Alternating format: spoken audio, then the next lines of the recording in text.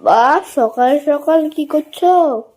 এই যে বর্ষাতে ঘরে এত ঝুল হয়েছে কি বলবো, যেখানে হাত দিচ্ছি সেখানেই নোংরা। এই যে দেখো, এই যে অবস্থাটা দেখো, লাঠি এত মাকড়সা, ভালো লাগছে না।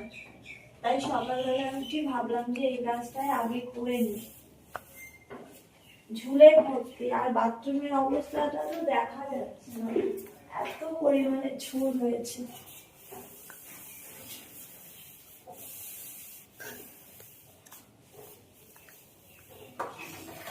তা আমাদের ঘরে তো মাকড়সার ঝুলে ভর্তি।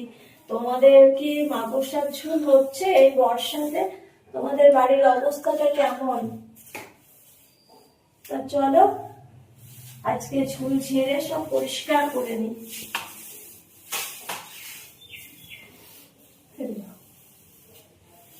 ধরো।